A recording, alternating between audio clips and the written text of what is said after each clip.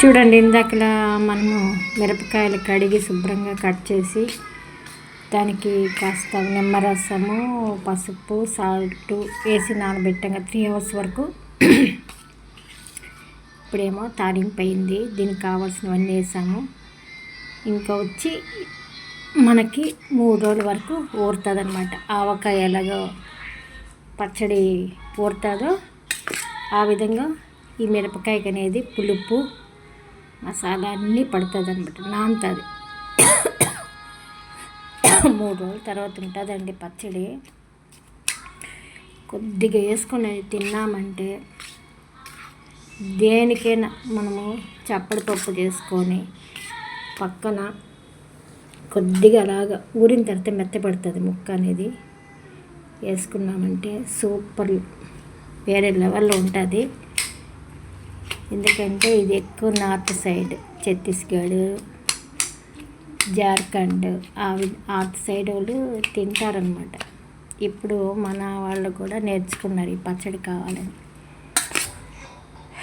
ఎంతసేపు దీని ప్రాసెస్ అంటే అంతా మనము దీనికి కావాల్సినవన్నీ చేసుకోవాలి కదా, అప్పటికప్పటికి మిక్సీకి వేసుకోవాలి. ఇది ఎలాగా బాక్సులో వేస్తానండి, డబ్బాలో.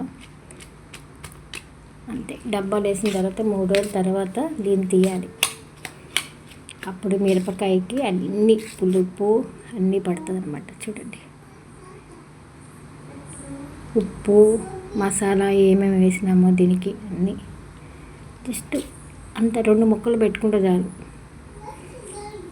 వేడి వేడి రైస్లో సూపర్గా ఉంటుంది. మీకు కూడా కావాలంటే ఆర్డర్లు పెట్టుకోండి. అన్నీ తినాలండి, ఒక్క పచ్చడే కాదు, అన్ని పచ్చళ్ళు తినాలి. ఏంటి వెరైటీస్, అన్ని వెరైటీస్ చూడాలి. కానీ ఈ వెరైటీస్ చూసినారంటే వదలరు, అంత సూపర్గా ఉంటుంది. మనము ఏదైనా రెస్టారెంట్కి కానీ వెళ్ళినప్పుడు వాళ్ళ పచ్చిమిరపకాయ పక్కన నంచుకోవడానికి ఎందుకు పెడతారు? చప్పగా ఉంటుంది, తినలేమనేసి. అందుకే మన ఇంట్లో కూడా ఇలాగ పికిల్స్ చేసుకొని ఒక డబ్బాకి వేసి పెట్టుకుంటే నోరు చప్పగా ఉన్నప్పుడు, ఎప్పుడైనా ఫీవర్ వచ్చినప్పుడు నోరంతా చెడిపోయి ఉంటుంది కదా, అప్పుడు కానీ ఈ పచ్చడి ఒక్క రవ్వ 4 తగిలించినామంటే లేచి కూర్చుంటాం. జ్వరం గిరిన దెబ్బతో వదిలిపోతాయి.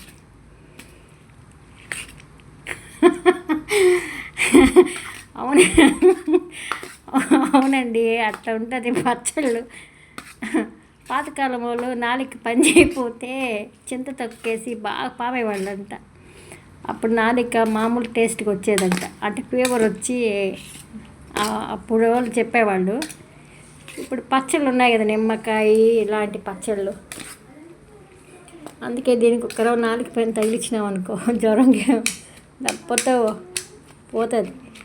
వేడి వేడి అన్నం తిన్నామంటే సూపర్ అంటే సూపర్ అండి. పచ్చిమిర్చి పికిల్స్, ఓకేనా?